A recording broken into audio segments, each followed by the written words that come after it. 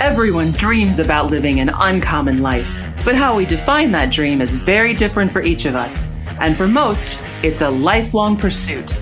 Welcome to the Uncommon Life Project podcast. We're going to introduce you to people who are living that life or enjoying the journey to get there.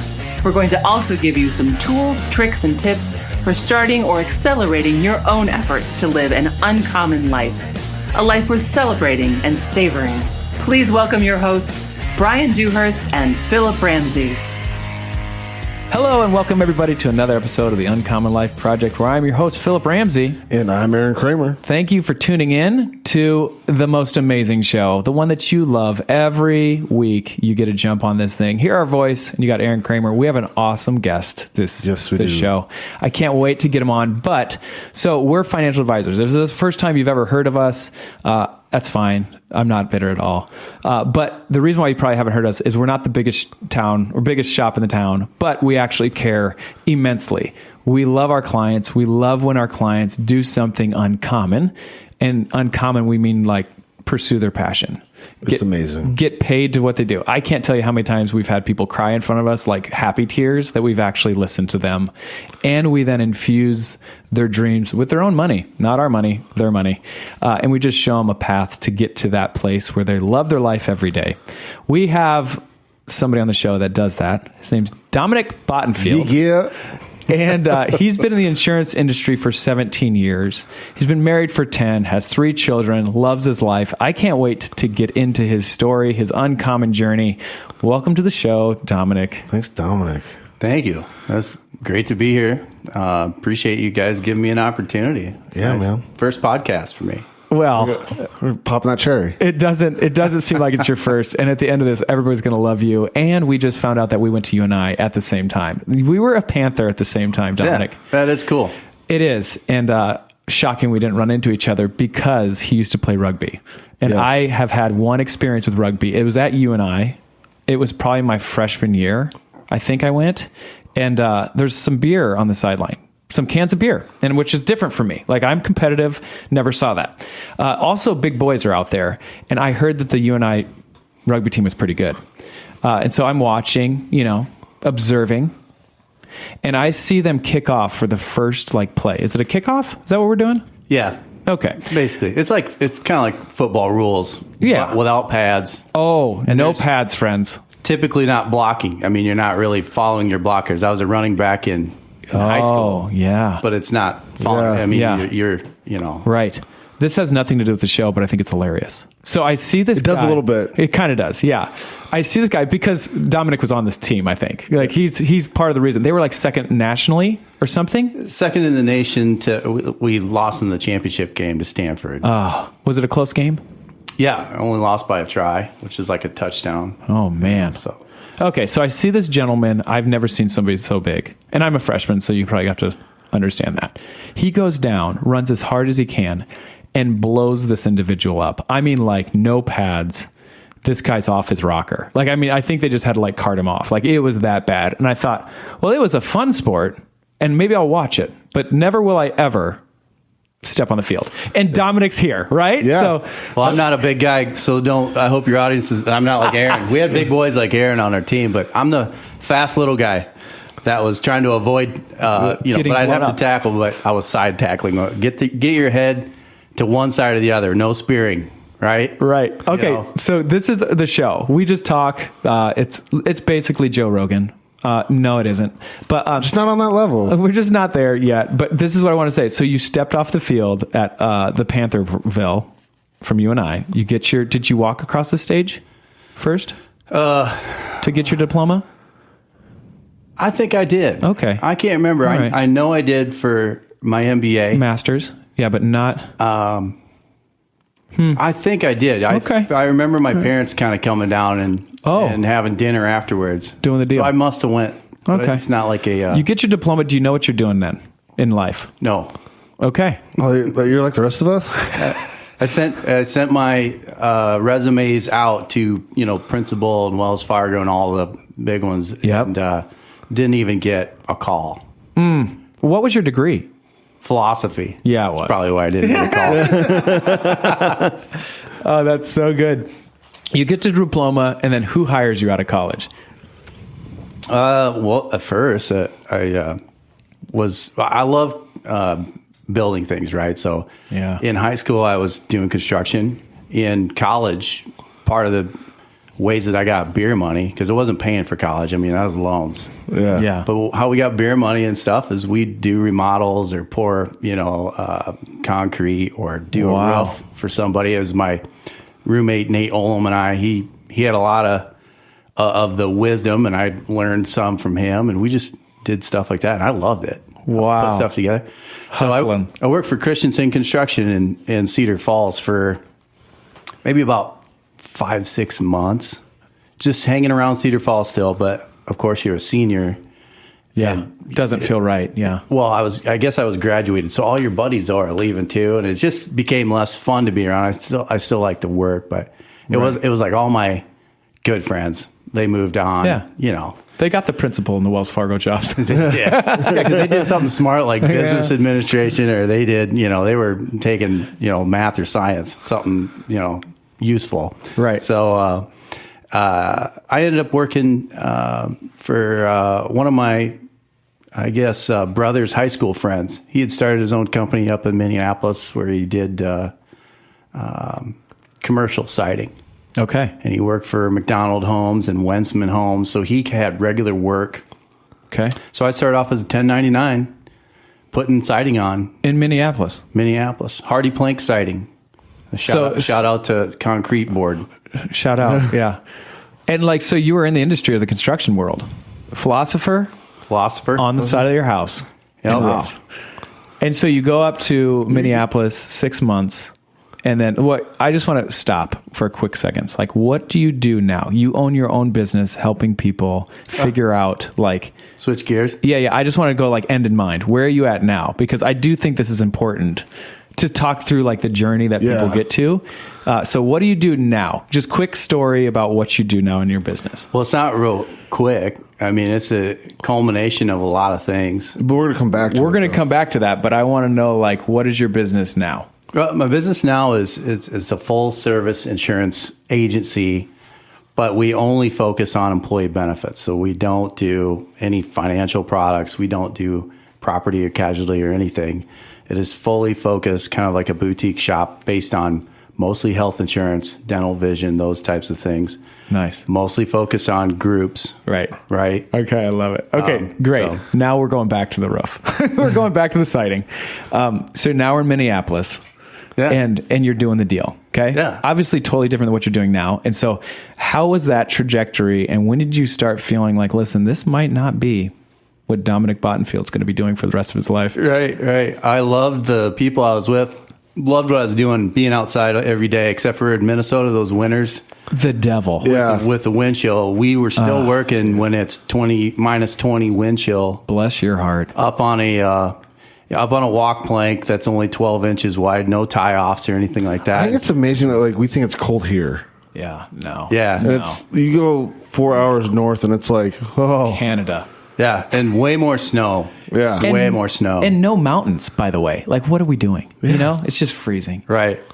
So I'm sitting there putting up boards of siding, popping the nail gun and going along. And that's just kind of, I enjoyed putting things together and the details that go into it. And then at the end product, you look at this $500,000 house, which was a lot back then. Right. And what you've done, it looked beautiful. Right. But it took so many details and steps along the way. Good. And it's physical, which I like. Yeah. So I just love that. But, I'm a 1099 and you're 23. Yeah. And Oh my gosh, I couldn't have done that when I was 23. I wish I would have known you guys back then. Who's a financial advisor then or a tax advisor or anything? I'm not pulling out taxes. Well, right. That's what I was going to say. I'm not buying health insurance. So let's talk through it for the listeners who are an employee. 1099 means let's just go to this. As an employee, you say you get paid, let's say, $60,000. I'm going to do this for round numbers, right? You would think that you get paid $5,000 a month. But when you're an employee, you don't get that. Yeah. You get $3,222, whatever it is. And the rest of it goes to taxes and benefits and whatever. Yep. Well, let me tell you what a 1099 is. They say you get paid $60,000, you get $5,000 a month. Sounds great. Sounds amazing. But what people don't understand, especially when you're young, and everybody does it, so no, not pointing fingers. No, yeah. Is, oh shoot, I have to now save that $1,700 a month or whatever it is for my taxes. And so a lot of people get into a lot of hot water come the first year of taxes after they've been 1099 for the last 12 months. Yep. Yeah, I mean, technically you're working for yourself. You own your own business, technically. Yes. Even though I didn't file a LLC or any of that Yeah. other stuff. Right. You know, I'm just going along and I'm like, well, I get this $5,000 and it's the full 5,000. So clothes, lots of beers. Yep. Partying. You know, just not thinking through like a long-term plan. What am I going to retire on? What if I got hurt? You're 10 foot tall and bulletproof at 23, so Absolutely. you're not getting hurt. Yeah, I put You're a a few, rugby I put player. a few nails through my fingers, through my hand once. I had a framing nailer framing nailer fall off the top of a ladder and clunk me straight in the head. And no helmet. no helmet. Didn't knock me out. It's just had a big old welt and a cut on there. Oh man. You know, Hey, you got a hard noggin. Right. In 1099, there's nothing Nobody you're was gonna fall around. back on. Yeah. I'm on the work site by myself. Yeah. Yeah. So There's no HR to go talk to. It's on you, man. it was my own fault anyway. I'm the one that left the framing nailer up there, went down the ladder to grab some nails, and then come back up. So it was my fault, but nobody around. Anyway, Yeah. you know, and so raising kids anyway, people need experiences like that. I think you learn by Absolutely. failing. It's just the Oh, way, yeah. you know, it's almost a great thing to fail a few times. It helps you learn. So, Right. and I worked with some great guys, and they're still doing it. But they were in their 40s and 50s. And I worked with my brother, my oldest brother, and he had an accident where he fell off a roof. You know, when they put these big poles up, somebody has to be up on the roof and put like a pole keeper on the Yes. top and Yeah. nail it into the roofs, Right. into the trusses of the roof, so that the pole will stay steady. And that's how you raise your walk plank up. Right. So he was putting one of those on in the winter. Oh my goodness. Slipped and fell, busted his hip and his whole femur and his whole side. Oh, my. Nobody's expecting him to really even walk again, which he's tough and he's still doing it today. Holy cow. But Were you working with him at the time? yeah. Okay. Yeah. Wow. Did that wake you up at all? Like, oh boy. I didn't see it happen. It happened before I came up there. So I saw a little bit of his recovery, but he was kind of even almost getting back at it part-time when Wow. he could. Wow. When I was working there. Right. That's crazy. There was some other guys, and they're in their 40s and 50s, and here they're 1099s. And I think what clicked to me was I wanted to have some sort of vision for the future because it's a tough way to save up for retirement. It's a tough way to go through. I had buddies that didn't have insurance, right? No health insurance. man. Right. And something would pop up, and they'd be in extreme debt. Toast. Extreme Yeah, debt. because like, hold on though, because now we're sounding like you're confused. You don't know how to do this, but you went back to it. Not you went back to the self-employment. Yeah, Oh, the benefit side of things. Yeah, the benefit Interesting. side of things. So Yeah. So when did you start transitioning over to cider to where we're going? So I just started throwing out more resumes, right? Yeah. Again, Wells Fargo and Principal and whoever, and I got an answer from Principal that said, "Sure, we'll have an interview." So they hired me, and I started doing the kind of claims and customer service for Principal Health Insurance when they had a health insurance plan. Right. And we also did the dental plan that they did. So looking at claims every day, how does the provider file this claim? Did they file it with the right location code? Yeah. Did they put the right procedure codes in? so the principle is like the foundation of you learning. That's the insurance. And I kind of fell into it, Aaron. Yeah. Wow. Like, Interesting. because if it would have been Wells Fargo, maybe I would have fell into banking. Yeah. You know, or whoever. That's where God took you. So Huh. Yeah. Okay. Yeah. all right. Wow. So so you went from principal. What was your next step after principal? I did principal for 2 years. And then the next step was to, I kept getting told by friends and even coworkers, like, you've got a personality that's more for sales or something like that. I go, okay, whatever that means. Is that a compliment or? And so, especially in the insurance world, they're like, do I want to have that personality? Please. Yeah. And it kind of going back to, I've always liked to be active. And principal was really on the phone a lot. Yeah. And just being in front of the desk all the time. So, you always hear the story about the sales folks can go golfing and you're out and about and you're doing meetings and things like that. And so that, okay, well, that part sounds okay. If it's really like that. So I can't remember if it was Monster or something back then, monster.com or sure, or Indeed or whatever. I just started throwing my resume out there. And nobody really bit, but the girl I was dating at the time was having some drinks with a gal that was the wife of a guy, right? My cousin's sister's brother's best friend. Yeah, that, whatever, however you have to. And this guy's starting his own agency from scratch.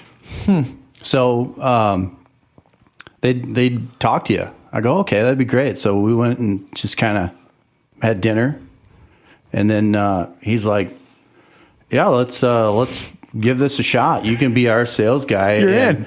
They didn't even guys have their name stenciled on their door at their office. They had an office. So the two guys that started this agency were pretty well established in their careers, and they didn't start their own venture.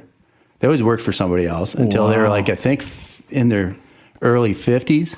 Okay. Wow. And then I was like their first sales guy. We were putting up, talk about building things. We were putting up, I put up the cubicles. They bought some used cubicle sets out of something. Wow. So it was really cool. I mean, I got to watch it all. Yeah. So you were dating that girl. Yeah. Got you the job. She's a great gal. Love her, but we didn't work out. Yeah. That's awkward. So how old were you or maybe how many years after you graduated was this? Just so we can all put it in context. So I think it was 2 years working construction, 2 years at principal. So I'd have been about 27. Okay. That's helpful. 26, 27. So and how long were you there with those guys then?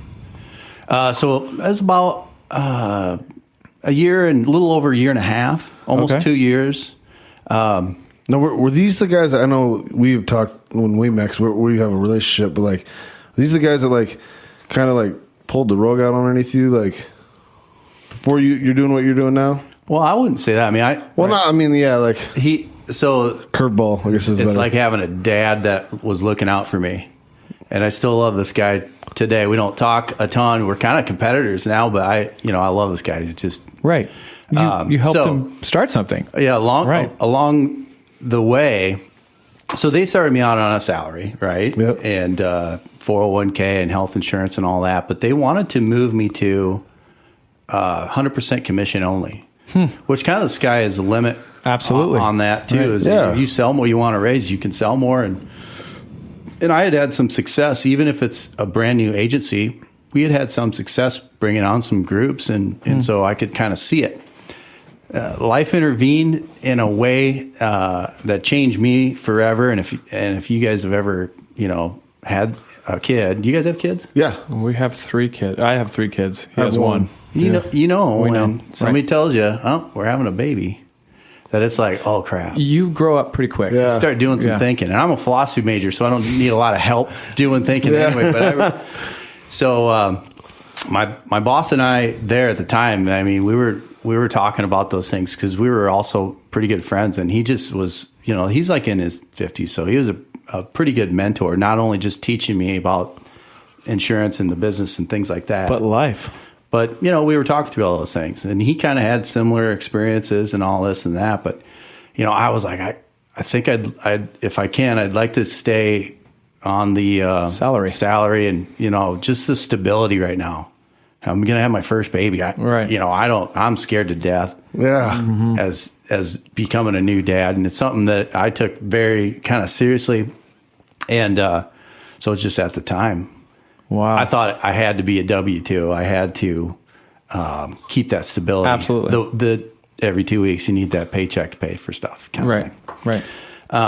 It also hurt that I had a bunch of student loans, and you got things that you have to pay for. So if we wanted to talk deeper about should everybody go to college, I don't really think they should. Totally agree. It keeps you from doing what you want. Yeah, you kind of become a slave to having to repay things. Right. So it starts you down this rat race of debt and responsibility. And if you're not resolute on what you need to do, going to college to go into that much debt to try to find yourself, deal off. Yeah. Like there's got to be better ways. So totally 100% agree with you on that. Yeah. Not to say that doctors should be going. Could be great. Yeah. It could be great for you to be an engineer. If you know what you want to do and the college is going to help you get that path and acquire the knowledge, it's a good investment. But if you're just going like, this is my next step, I don't know. It's like, let's figure that out first. Don't get a philosophy degree. Don't wait. You can read books. Sociology is the same. Like you can read, you can do that on your own. But anyway. So you weren't married at the time? So I wasn't married at the time. Okay. So things sobered up real quick. Yeah. And here we go. So the cool thing was he fired me. That's what I was telling you before. Okay. But it wasn't really putting one over on me or doing anything mean. It was the kindness. Yeah. Yeah, go ahead. Yeah, I was referring to I guess we'll get to this. But like the guys that like started it and then sold it while you were working for them. Oh, we'll get to that. That comes later, much later. Oh, gosh. Okay. So anyway, he fires me, but so what happens is like on February 6th or something, he tells me I've got 2 weeks left, and then he's going to give me another week after that of severance. And then in the same meeting on February 6th, he goes, go and talk to my friends at Coventry Healthcare. Mm-hmm. And go talk to Matt Leonard. I hired him when I was working at Coventry, so I went and talked to Matt, who was the sales manager there, and he hired me at Coventry. So I went from working for the guy that fired me on Friday, February 12th, to working for Coventry February 15th. I didn't miss one day of work, and I got an extra week pay of severance. He really took care of me. So he did this because he knew, for whatever reason, this other Coventry job would have been better for you? It was a like I said, a W-2. It was a higher salary. Right. Okay. It was a salary. Plus I could make, some commissions on top, and then right. It was just maybe a better setup for you. A better setup for me. And he took care of me. I don't think things were different. I don't think he wasn't being shady on a performance. He was really looking out for me. Huh. Yeah, cool. So later on, when I got married, he came to my wedding and all that. So that's great. Great guy. So Coventry, you're at Coventry. Things are going well. You now have a baby. Yep. Okay. Yep. That's awesome. Boy, girl. Where are we at? Girl. She'll be 15 here in a month. Jeez. Okay. Or a little less than. Coventry, it's going well. And then at what point were you like, no, listen, I think I can do this myself? Well, I kind of always felt like that. I kind of always felt like I could do this myself, but you kind of, when you have a family and all that stuff, I think I just sort of didn't want to take the risk. You buy a house, that those payments start becoming a part of your budget, the school loans, the diapers, the formula, right? Student loan payments, all that. And I never was in a position to have enough saved up to be like, okay, we can float for 6 months, a year. Most new businesses, right? Give them a year or two. Yeah. Right. I didn't have a year or two of just float money to cover the ups and downs of starting something new. Right. So that bet on yourself, it's not that you didn't want to take it. You're just trying to be rational. Right. And make sure that I would have done it for sure if I didn't have anybody depending on me. Yeah. Right. But having somebody to depend on me was one of the greatest things that's ever happened to me, because it really did sharpen my focus a ton. So it was not a curse at all. It's a blessing, but it just took a little more time then to be able to say, all right, now I'm ready. Yeah. So let's get to that, because I know, unfortunately, we don't have hours to talk about this. I want to get into the meats and potatoes of here. So I know I wanted, you were at a place, and I know they kind of sold it, so you kind of got left sitting there thinking, what do I do? but you decided to go out on your own. Yeah, I actually decided to go out on my own a couple of years before it happened. Okay. So my wife and I talked. I get married. We have a couple more kids. We were buying some houses. I had some rental houses and things like that. Just going along. And but I always have enjoyed kind of building something. Yeah. I think I can fill a need because we have a different structure than what's happening anymore in Iowa. There's a lot of acquisition. There's not very many independents. Yeah. So I mean, there's some things I thought I could do. I started talking to my wife about it. And at the same time, Coventry had been acquired by Aetna, had been acquired by CVS Healthcare. It went from a company of like maybe 5,000 employees to a company of 80,000 employees. Wow. We became less local, or when I say we, I mean they became less local. They became more focused on the coasts. Yeah. So the market at the same time, for me, the market that I was trying to sell in was less and less competitive because that's not where their focus was. Yeah. So I could see the writing on the wall. And then what happened is, you start trying to line up, get your ducks in a row. Yeah. And so I had a conversation with some good friends of mine that were like, yeah, well, and I always wanted to have ownership. I didn't want to go and if I'm going to do this. Let's do it. Yeah, totally agree. Let's do this. I want to own something and build something and not work for somebody else and help them build. Yeah. Because that's what I've been doing my whole life. Yeah. Right. So we had they're still good friends and still helpful sometimes if there's something odd or weird, and I just run things past them. We kind of can work off each other, even though we're technically competitors. But I was going to go work with them, but they've had so much success that we had talked, maybe a year beforehand before I knew when I was going to finally go. And they're like, yeah, let's do this. Here's we can help you get everything kind of started up, and we have a back office staff to help too, as you bring on clients and things like that. And we just, all the other like little knickknacks you need. Yeah. When I say that, like, we'll figure it out. We'll help you. Here's your spreadsheets. Here's your you don't have to build all that yourself and make it nice and cute. Yeah. And here's your marketing material. They had all that. Wow. So, about 6 months goes by. Aetna gives me a call and they say, hey, we're going to eliminate the position that you're doing, but we'll offer you this position, a new territory, more travel. Right. And maybe you prolong your career there for 2 to 5 more years because it's in the Midwest. Yeah. There's no focus there.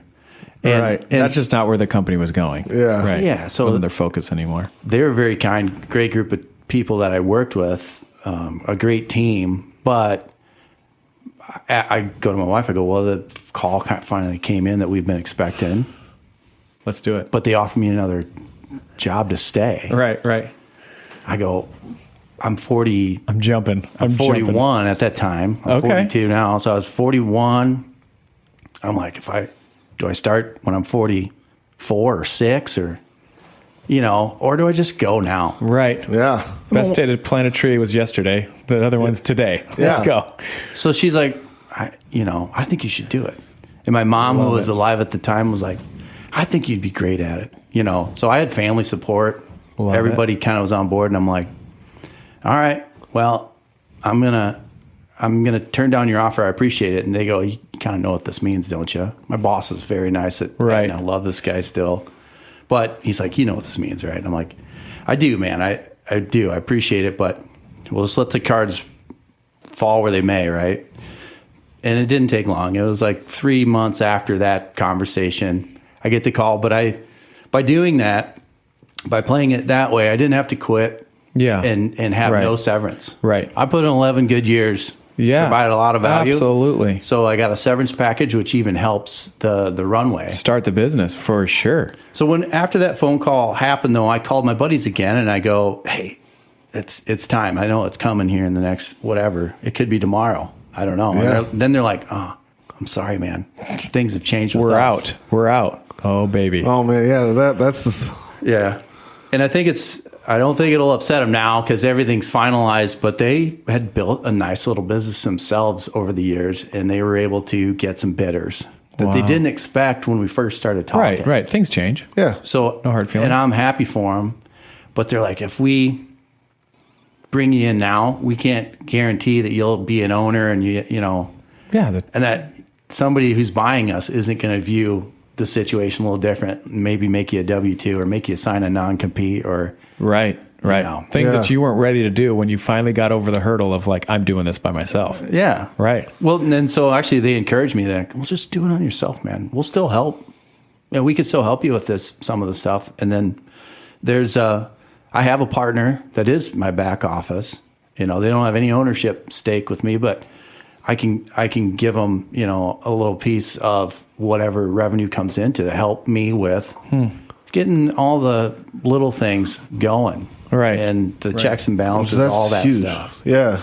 Right. So you then now you're taking the leap and you're starting your own business. Yeah. Now I think it's really cool. I did learn this just at our breakfast club. So tell us the name of your business, but then how you came up with your logo and is the name of it. Yeah. It's always been a family affair. Right. So it's if without the support of my family, I probably wouldn't have made the decision. Right. And it's the same thing. It goes back to how having that first daughter makes you really sharpen up and focus, but having the family support makes you sharpen up and focus as well. So my wife came up, she's a marketing person. She came up with our logo. AHG Benefits is Addie, Henry, and Grant, my 3 kids. Right. And we went through, I don't know, when you guys, you know, when you started your deal, like how many names you might have thought about or came up with. We went through like maybe 100 of them. Oh yeah, it's a process for sure. I just kept coming back to like, well, AHG just sounds, you know, that just works. It just hit, something clicked, right? So we went with that. And then, Abby is my wife. She starts going on. Does marketing as a professional, so she went onto some site and started dinking around with logos and stuff like that. And go back 2 years, we had taken the kids down to Mexico, and we're all walking along. And my 2 little boys are walking down a sidewalk, and then there's this huge iguana, like huge, and they're everywhere down there, right? Yeah, but he's like right sitting on this step that everybody's walking past, and the boys don't even notice it, I don't think. But my daughter is walking right in front of me. She's 12. Yeah.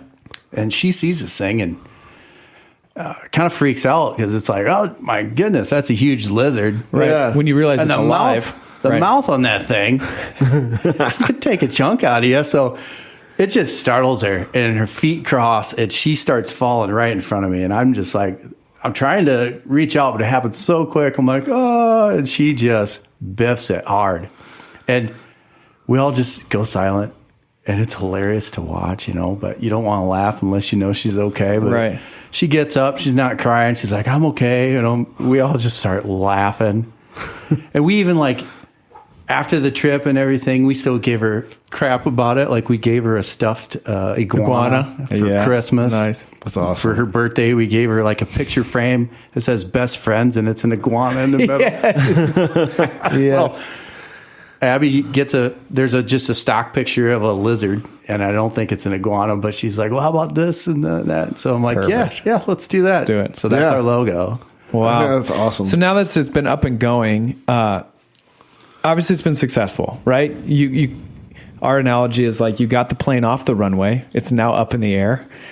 So obviously it helped to have that severance to get this up in runway. How many people are working for you currently? Well, 0. I have no W-2s or 1099s that I employ. So okay, so it's just you. It's just me and your back office, which is huge. Yeah. How many employers do you help with their benefits? We've got. We've got 5 groups right now. Wow. Ranging from 2 to 200. Right, which is huge. And then when you first started the AHG, did you know how many clients you actually needed to like, hey, this is how many we need? Yeah, I did the math, right? You kind of do the math and the averages of... Totally. Right. So tell me the future of your business, future for your family. And I do want to go back because I think it's so important that you can give your wife kudos, because without her, and we see this all the time, we've done over 100 shows, the spouse's encouragement and support is like everything. Is truly like, if you don't have it, like, just don't start that route. Don't even go down the path. So what's the future? And then we'll go back to your spouse. Well, what's the future is let's keep going, continue to grow. Yeah. I do want to hire staff, have some more, and not that they don't do a great job, but the back office is their own business. I want to, as we grow, just continue to bring more focus internally so we're more independent and we don't have to rely on so many others. And your own culture and your own, it's just way easier for sure. Right. Yeah. Good. Okay. Let's talk about the spouse, because I feel like it's great. Abby, it's her name, right? Yeah. Yeah. Abby. So without Abby, tell us where you'd be now. Oh, jeez. I don't know. Mexico. No, with iguanas. I still have the kids, so yeah, I'd have one kid, so I'd still be around. But who knows? I mean, maybe I would have taken that job with Aetna, probably. Right. And just stayed there. So and nothing wrong with that at all. But just. I mean, Abby helped you be true to yourself and push you towards that point. Right. Yeah. She's definitely your yin to your yang. She keeps you. I married up. So, if you guys looked at me, or if your audience could see this video, I married way up. So must be my personality. Yeah, so cool. So now that you've got the plane off the runway, you're up in the air, looking back in your life, can you see, and I see it very clearly, how each one of your jobs were setting you up for your own business, right? And it's fun, even back to, the sighting thing, just that your hard work ethic has been a catalyst to where you're at now. The only difference is that you were making a lot of money for other people. And all you need to do, and I think a lot of people, all they have to do is just carve out 10% of what they're actually making their bigger company, and they could be able to live better than they were now. And the tax code is set up for business owners. It just is.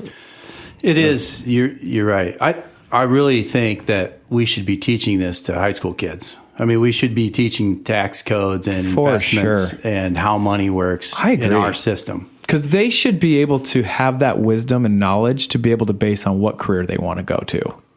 Well, like I said, Philip, I wish you guys were around when I started that job being a 1099. Right. I didn't save anything for taxes or even think about the future, and nor did I have really any education in high school or college about it. Mm-hmm. And I don't think I'm part of the minority. I think that's probably everybody is. Right. Yeah. I learned everything on my own by just maybe, how's that guy afford that boat on Lake Okoboji or whatever? It turns out he's got 300 rental properties. And they're not teaching that class, right? Yeah. I mean, you saw it's terrible. It really is. That's a fault of our system, kind of. But wow. Well, I'm super encouraged about your path, where you're going, and I'm grateful that, let's say you're 42, it's still the time to do it. Jump off the proverbial bridge. Your parachute will open, and the support that you'll find around you. I love your story about, one, your family and your mom encouraged you, like, you can do this. And then you also thought that your friends were going to help you in the way, and like, things change, but that didn't deter you from like, I'm going to try it, Right. And what I would say is your story is a successful one, but even if it wasn't successful, I think that you would learn something you'd be happy that you did it. Yours is. Does that make sense? No regrets. Right. No regrets. And what I think is interesting is everybody that goes down this path, everybody that takes the jump, it might not go according to plan, but nobody would say, I want to be back up on that bridge. Because there's always bridges you can parachute down on if you needed it. So kudos to you for, one, creating a successful business, believing in yourself. Here's what I learned. Here's the recap. You want to recap? I got one. So. I just want to recap Dominic. Yeah. So the business, though. Okay, so this is, to me, like, if you are in a 1099 position, the importance of having some kind of corporate structure. So if you're listening, you don't have that, talk to an accountant, a tax person. Yep. Just hear what that is. 2, that hard work and work ethic are huge, no matter what. I love that you in your story didn't want to take the risk without having some kind of capital. Like you wanted to have a runway. And I think that is huge for any business owner to have. We call it a capital outlay, or, Dave Ramsey calls it the emergency fund. We call it the capital fund. Same thing. And then the importance of just surrounding yourself with people that that are going to encourage you along the way. Those are my key takeaways. Yeah, 100%. Yeah, you're right on all that. So, if I hadn't had student loans, yeah, student loans suck. I might have started earlier. Right. Right. But do note that for you future people, if you do want to be a business owner, student loans actually get really fun if you're a business owner. Like you can. There's other ways around that. For another episode. That's right. But you've got some advice on that, don't you? Yeah, but anyways, Dominic, I love you having you on the show, and I can't, I'm sitting here trying to jog my memory. I don't even know how we got connected. I just remember our first conversation at Starbucks. No, Sherm. We went to a Sherm event. Yes. Okay, so Sherm. That's what it was. Yes. Last fall. Yeah, I spoke there. Okay. Yeah. Oh. You did a great job. I just said, I came up to him and was like, hey, you did a great job. I know, and we started shooting, talking and stuff, and I was like, this guy's cool. So then, so then we grabbed, it was cool, because I just, very few guys do you find that, can you sit down. So it would have been our second time, but, the first time doesn't really count in the sense of, it was just right afterwards. It was more of an introduction point. But, we both, I always know you find yourself a good business owner when they're willing to get vulnerable, too. Yeah. We had conversations, and we talked about, we had our connections through, you played rugby. I tried rugby, and I watched rugby. He would have been a great prop. I mean, you would have been a monster on the inside. Yeah, and then I also saw people break the collarbone and shatter their kneecap and then get punched from behind. I was like, I'm just not this mean. I love it. But anyways, you break your kneecap and they give you a beer and then about 17 more and you just forget about your kneecap. Yeah, I'm just give me a weight room. I'm good. It's a lot more peaceful. It was all camaraderie afterwards too. Yeah. No, it's great. Rugby is a blast. But you're just genuinely a really good guy. It was one of those things you didn't ask for anything, and then I know a few people clients that I've sent you it's no pressure, and I was like, man, this is uncommon. It's uncommon to find an insurance guy that actually cares, and it's you're not chasing a dollar. You're truly just trying to help people, and I appreciate the heck out of that. Well, hey, I feel the same way about you too. This is a bromance forming. But right in front of my eyes. I love it. I feel like this. The way that I'm going to do this on my own, I'm going to do it the right way. It's by telling the truth. And just give all the information, and it's up to those folks to make their own choices, but just make an informed choice, and then make sure it's from somebody giving you advice that's not trying to gain by pushing you one way or another. Bait and switch. Yeah. Just get you signed up, and then you're actually trying to educate and help, and I think that's awesome. So Dominic, how do our listeners hear more about you and your company? Well, our website is ahg-benefits.com. We have a LinkedIn profile. Which you just search for AHG Benefits. Right. We have a Facebook, which I'm not personally on. Facebook, not the book. I kind of have a thing about social media. Yeah, I don't know if it's the old man get off my lawn thing, but I think it might tend to lose your focus if you're spending too much time on that stuff. Yes. But my wife has a Facebook. She's my social marketing media manager. Yes, she is. So and she told me we need to take a picture of us three doing this, so that if it's okay with you guys, it's okay that we'll put it on our stuff. Yeah, jack it up. But Facebook, and look up AHG Benefits, or if you want to look up Dominic Bottenfield on LinkedIn, you can kind of see my profile, my experience and stuff. Okay. Cool. Well, thank you for your time. Yeah, thanks, man. And thanks for listening. You've been tuning into the Uncommon Life Project. I've been your host, Philip Ramsey. And I'm Aaron Kramer. Till next time, go be uncommon. That's all for this episode of the Uncommon Life Project, brought to you by Uncommon Wealth Partners. Be sure to visit uncommonwealth.com to learn more about our services. Don't miss an episode as we introduce you to inspiring people who are actively pursuing an uncommon life.